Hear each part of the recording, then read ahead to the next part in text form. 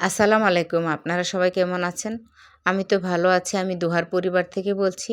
তো আমি আজকে রান্না এখানে শুরু করে দিয়েছি। তো আমি আজকে রান্না করেছিলাম কচুরমুখী মাছ দিয়ে কাঁচা তেঁতুল সাথে পাতলা ঝোল করে রান্না করেছি। মশলাটা একটু কম করে দিয়েছিলাম। তো এগুলো কাটতে আমার একটু বেশি কষ্ট হয়েছিল যেহেতু ছোট, ছোট কচুরমুখী ছিল।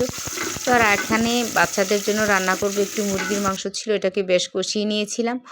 তো কষিয়ে ভুনা করব। তো দোহা বলছিল এটা দিয়ে বিরিয়ানি করে ফেলো। তো এরপর পোলাও চাল সাথে দিয়ে বিরিয়ানির মতো রান্না করে ফেলেছি, কিন্তু একটু ঝাল ঝাল হয়েছিল কারণ মুরগিটা ভুনা করার সময় আমি হলুদের গুঁড়ো মরিচের গুঁড়ো একটু বেশ করে দিয়েছিলাম। তো কালারটা সাদা সাদা না হয়ে একটু লালচে ভাব হয়েছিল।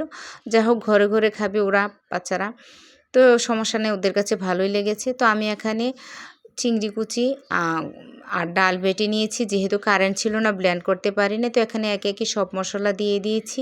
তো এটাকে আমি মেখে চুকিয়ে নিচ্ছি, এটাতে আমি বড়া বানাবো এখন। তো আজকে রান্না কচুরমুখী আর এই পেঁয়াজও ছিল।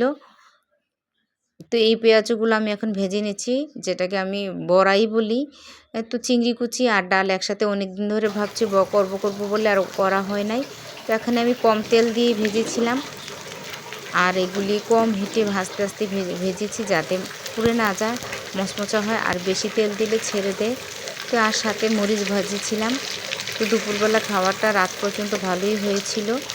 এই বড়া ভাজা আর চিংড়ি কুচি কচুরমুখীটা বেশ মজা ছিল। ওদের জন্য বিরিয়ানির মতন তেহেরি রান্না করেছিলাম। একটু ডাল দিলে বেশ মজাই হতো, তেহেরি বা খিচুড়ি মতো হয়ে যেত। তো এই তো আমার আজকে রান্নাবান্না কচুরমুখী আর বড়া। তো দুপুরবেলার খাওয়া দাওয়া শেষে মেহমান আসছিল বিকেলবেলা, ওরা আসার সময় দই ফুচকা নিয়ে এসেছিল।